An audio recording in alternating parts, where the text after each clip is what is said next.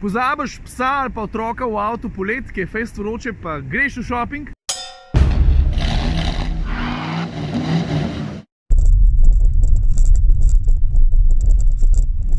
Ok, jaz mislim, da je tale plac glih ta prav. Sam da ga parkiram, pa se pa počas lahko razgovorim.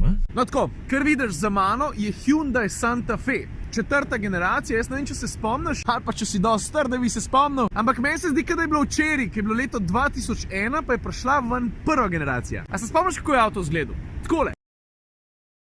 Zdaj, tako, kar se mer tiče, ta nov Santa Fe je od prejšnjega daljši za 8 cm, skupna dolžina celotnega avtomobila je pa švoh 5 metrov. Ampak to, koliko je avto dolg, ponovadi še ne pove cele zgodbe. Meni se zdi bolj pomemben podatek to, da je Hyundai rekel, ej, med osje smo podaljšali, to je razdalja med zadnjim pa sprednjimi kolesi in to je zdaj daljše za 6,5 cm. Vid se pa predvsem takrat, ko greš v drugo vrsto, ampak prijemo do tega pol. Dajmo se mogoče malo vrniti na obliko karoserije. Predvsem sprednji del je zelo markanten, zdi se ga, kot da ga razteguje na vse konce, ampak tako, v dobrem smislu.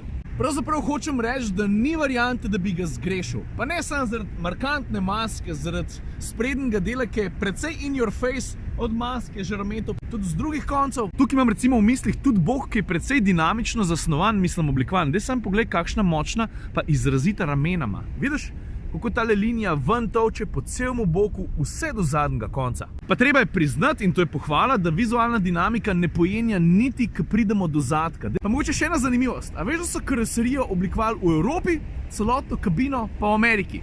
Take vrste hibrid je. Evo, pri kabini, predvsem pri sprednjem delu, je treba vedeti dve stvari. Na en način je to totalna klasika. Vidiš klasična stikala, tukaj gor je vmesnik, pa pol tudi recimo pri instrumentni plošči, imaš na levi pa desni strani čist klasične cagare, na sredi pa digitalni merilnik hitrosti, ampak pol, ko se posvetiš pa obliki, pri Hyundaiu temu pravijo fluiden dizajn. Kaj točno s tem mislijo? Stari, nimam pojma, mogoče so hoteli poudariti ta organski dizajn. To pomeni, da je malo strogih, ravnih, odsekanih linij, da vse skupaj teče zelo gladko in na en način to malo spominja lahko tudi na kakšnega Lexusa. Pa konec koncev se za tak pristop zavzemajo tudi pri Mercedesu, pa še en detalj, recimo, ki mi je ful všeč, pa se ponavlja skozi avto.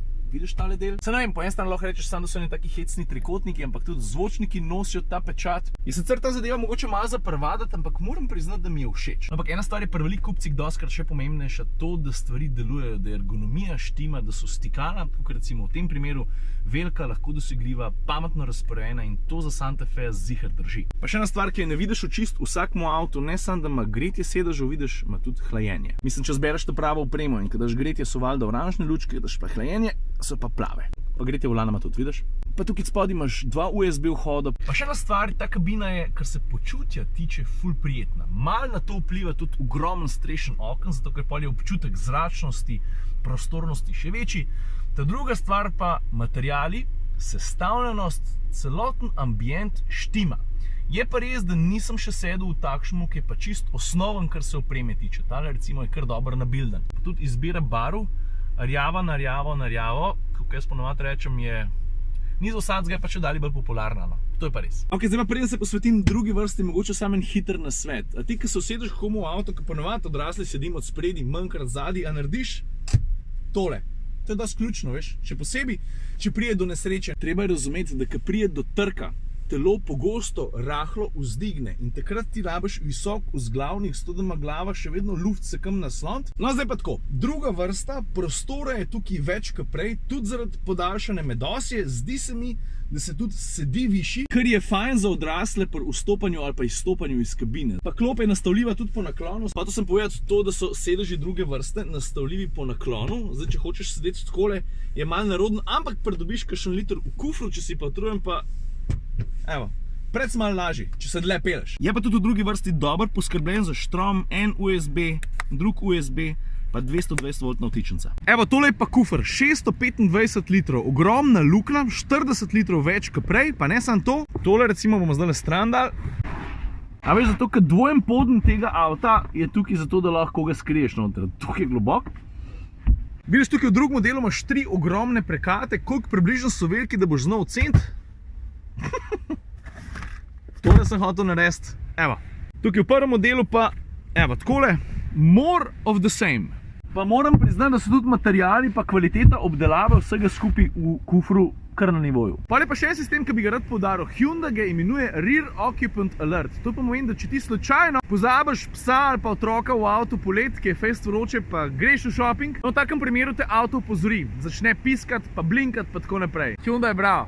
Dobra stvar. Še en varnostni sistem, ki ga ima Santa Fe, se mi zdi super, ni to tudi približen edini avto, ki ga ima. Predstavljaj si scenarij, da si ti parkiral nekje, pa je zraven cesta, pa hoče nekdo iz druge vrste, je to otrok, prijatelj, babica, nima veze izstopiti iz avta, tukaj zadnji se približuje avto, Santa Fe ga zazna in ti ne dovoli odpreti vrat. Tudi na takšen način ti lahko pomaga.